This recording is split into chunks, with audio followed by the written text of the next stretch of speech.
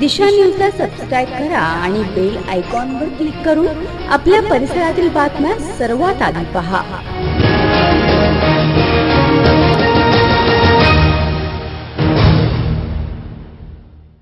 या ठिकाणी सर्वपक्षीय नेते मंडळी पुन्हा व्यासपीठावर एकत्र येण्याचा निर्धार केला आणि आज या ठिकाणी साहेबांच्या पुण्यस्मरणात त्यांच्या साक्षीनं आम्ही चांगलं कार्य करतो.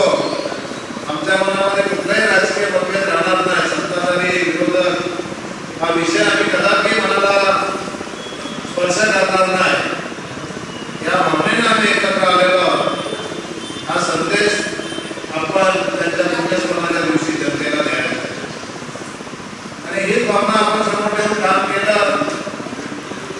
या ठाणे आणि रायगड जिल्ह्यामध्ये विकास अतिशय झपाट्याने होत चाललेला आहे आणि ही महाराष्ट्रातली मुंबई संपली, आता नवी मुंबई संपत आली आणि तिसरी मुंबई म्हणून अगदी जवळजवळ खालापूर खोपोलीपर्यंत अलिबागपर्यंत कर्जत हा सर्व परिसर हा शहरामध्ये रूपांतर होणार आहे आणि त्या ठिकाणी महाराष्ट्रातील वेगवेगळे डिपार्टमेंट विकासाच्या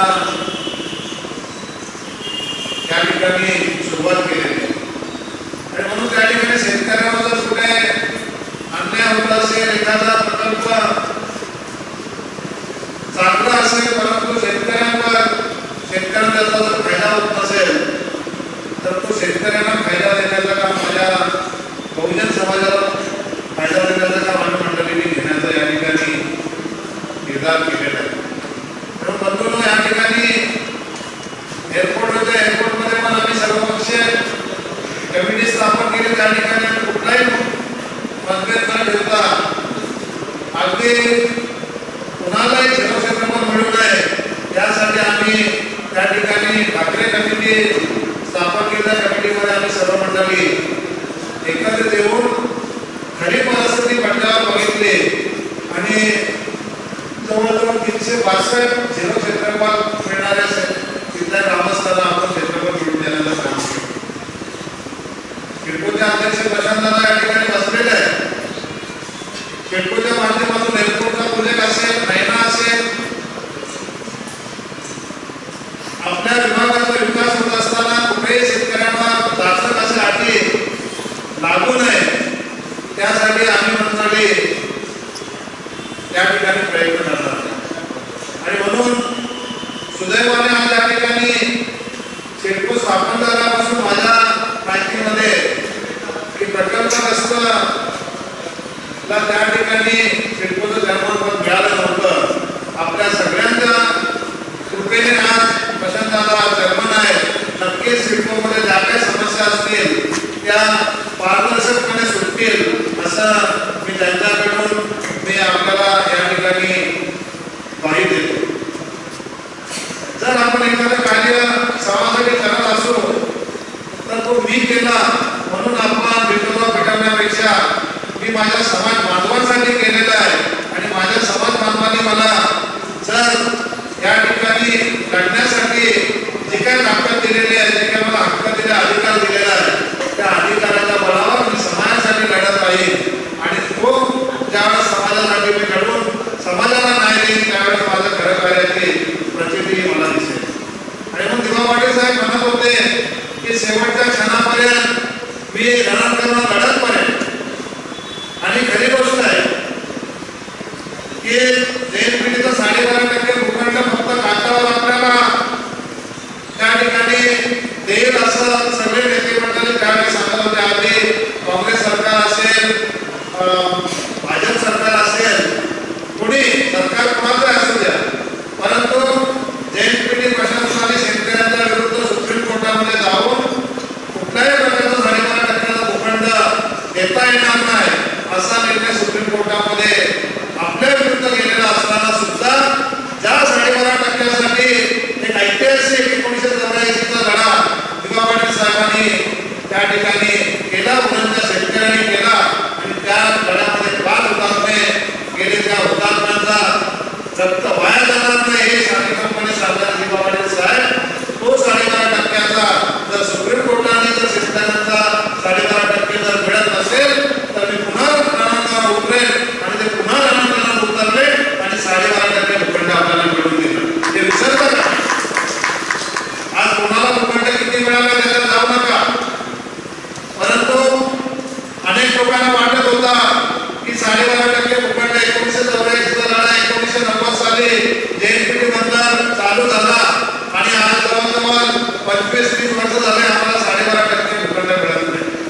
परंतु आज 12.5% भूखंडाचा लॉटरी झाल्या भूखंड मिळू लागला आणि तो भूखंड प्रत्येक शेतकऱ्याला अलॉटमेंट लेटर मिळू लागला. मी एवढंच या ठिकाणी आपल्याला विनंती करेन की तो भूखंड आपण त्या ठिकाणी चांगल्या प्रकारे आपल्या दिवा पाटील साहेबांच्या कृपा आशीर्वादाने मिळालेला आहे. त्या भूखंडा तो विकू नका. त्या ठिकाणी आपण स्वतः डेव्हलपमेंट करून तो आपल्या हक्काचा भूखंड आहे. आपल्या आजोबा वडिलांनी आपल्याला जी प्रॉपर्टी ठेवलेली आहे ती प्रॉपर्टी कुठेही बाजारात विकू नका. तर खरं आपला त्याचा समाधान मिळेल. आज मी या ठिकाणी दुसरा प्रश्न मंचावर उपस्थित असणाऱ्या मान्यवरांना मी या ठिकाणी समोर ठेवतो. JNPT बंदरामध्ये अनेक बंदरं आलेले, त्या बंदरामध्ये अनेक लोकांनी राजकीय पक्षाने त्या ठिकाणी आंदोलन केली. पण ते आंदोलन करत असताना बऱ्याच वेळेला आंदोलन केला त्या ठिकाणी प्रकल्प असताना नोकऱ्या मिळत नाही. प्रकल्पग्रस्त आहेत त्यांना कुठल्याही प्रकारचं त्या स्थान नाही आणि जर मोर्चे काढल्यानंतर त्या ठिकाणी मोर्चेकऱ्यांच्या विरुद्ध जे काही लोक असतील त्या लोकांना त्या ठिकाणी कुठल्या प्रकारचं स्थान दिलं जातं. आज आपण या मंचावर सर्व एकत्र आलेलो ज्या प्रकल्पग्रस्तांनी आज आपला इंजिनियर झालेला आहे, मुलगा MBA झालेला आहे, ग्रॅज्युएट झालेला आहे, प्रकल्पग्रस्तांकडे जाणले आहे. आमचा नवीन अहमदपुरीवाडा गाव या आम्ही पुनर्वसित आहोत आणि अशा परिस्थितीमध्ये जर एखाद्या प्रकल्पग्रस्ताला त्या ठिकाणी नोकरी विचारायला गेले तर त्या ठिकाणी JNPT प्रशासन सुद्धा बाहेर व्यवस्थित बाहेर करतो. NSIT तिसरा त्या ठिकाणी टर्मिनल चालू झालेला आहे. JNPT आणि NSIT चा अग्रीमेंट झालेला आहे की त्या ठिकाणी आपण प्रकल्पग्रस्तांना नोकऱ्या द्यायच्या. एकाही प्रकल्पग्रस्तांना नोकरी दिलेली नाही. बाहेरची मंडळी त्या ठिकाणी येऊन कामं करतात. जवळजवळ 300-350 नोकऱ्या त्या ठिकाणी उपलब्ध होऊ शकतात आणि त्या नोकऱ्या जर उपलब्ध करायच्या असेल तर लगेच आपण त्या ठिकाणी NSIT आणि JNPT प्रशासनाला ज्या विचारायला पाहिजे की आमच्या हक्काच्या नोकऱ्या आपण का देऊ शकतो. त्या ठिकाणी NSIT काम करणारे 15 वर्ष काम करतात. त्या 15 वर्ष काम करणाऱ्या NSIT कामगारांना कुठल्याही प्रकारचा अग्रीमेंट होत नाही.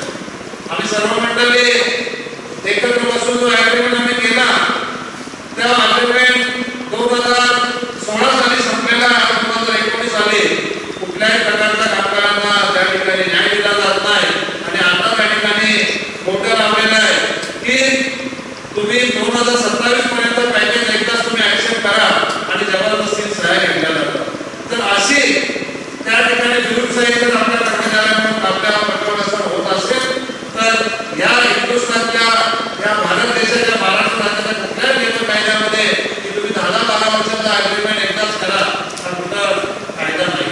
आणि म्हणून ज्यावेळी अशी पिढ्यावर वाटते की ज्या ठिकाणी प्रकल्प असताना न्याय मिळत नाही, त्या ठिकाणी आपला कुठल्याही प्रकारचा निर्णय त्या ठिकाणी स्वीकारला जात नाही, अशा लोकांना जर जेली घालायचं असेल तर आम्ही सर्व मंडळी एकत्र यायला पाहिजे. आणि आज आपण शपथ घेऊया की कोण मोठा कोण छोटा याला कुठेही तुम्ही धारा देऊ नका. जो आज तिथं या ठिकाणी आपण कमिटी नेमालं परंतु या ठिकाणी आम्ही सर्व मंडळी दिवा पाटील साहेबांच्या प्रेरणेनं आज या व्यासपीठावर बसण्याची आमची ताकद निर्माण झालेली आहे. तर आम्ही सर्व मंडळी दिवा पाटलांना विश्वासा आम्ही या भविष्यामध्ये तरुणांना जनतेला शेतकऱ्यांना जो काही न्याय देता येईल तो न्याय देण्याचा